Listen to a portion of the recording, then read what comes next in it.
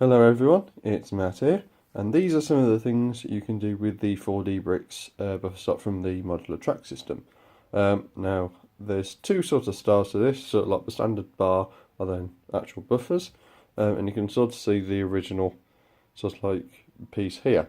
Now obviously these have axle holes in, unlike the regular ones where you have the regular axle. So these are a little bit more difficult to connect to, especially because there's actually a 5 sort of gap between the rails. So obviously these are 6 apart, so it doesn't necessarily blend in with the Lego system because the Lego system doesn't have a 1x1 brick with a Technic axle hole in. At the moment, at least, they might do in the future. So we'll start with this one because it's closest to the camera. I'll just take it off the truck, make it easier to wield. And this is a very simple modification, and if I push this out here, you can see that it's just a regular axle, and in the left hand is just a 2x2 round tile with a 2x2 round plate which has the axle hole in the centre anti-stud, and that just snaps in there and then it just pushes through. So there's a little bit of axle showing at the back, which I'm not too bothered about. If you wanted a more cleaner cut, so it was all flush, you could actually add another plate and then that would absorb the extra axle. So it's a very easy thing to do for that one. Oops, just drop the track there. And obviously that would suit sort of like some private industry, or say earlier railways where they didn't have a proper style of bus stop. The one on the left is more sort of what I call either European or American, and it's sort of like a general style bumper. Now obviously, like I said before, because of the way the axle hole is, you do have a bit of an issue in time to get it to align to the track. So I'll just take this apart, and you can sort of see that the axle bricks have a half stud offset.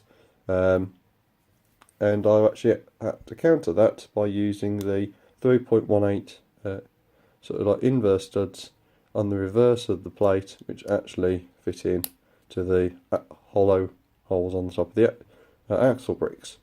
Now obviously, being a cross axle, you can actually use these in two ways, because you can have them horizontal like this or vertical, and then obviously you can vary which way the studs are by turning the brick around the other way and fitting it back onto the axle.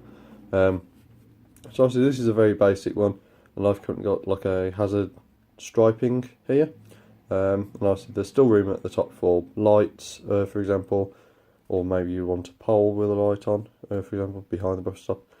The other way you can do this is to actually put this at top, like that, and obviously that then makes it a little taller and then gives a bit more clearance to, say, the driver if they're trying to see where the bus stops are. Now obviously, because of the gap underneath, there's actually only a 3 brick gap, and you have to use bricks with anti-studs on.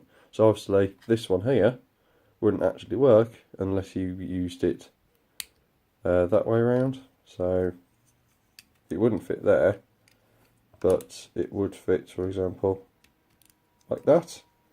And then you're actually flush with the axle brick there. And obviously then the other issue is because you've got studs that way, your hazard bit is going to be off. So it doesn't actually make much sense. You're better off just using it in the middle, and then just, because it's still going to be flush that way anyway, is just to do that. But anyway, that's some very quick and easy ways to put some buffer stops in.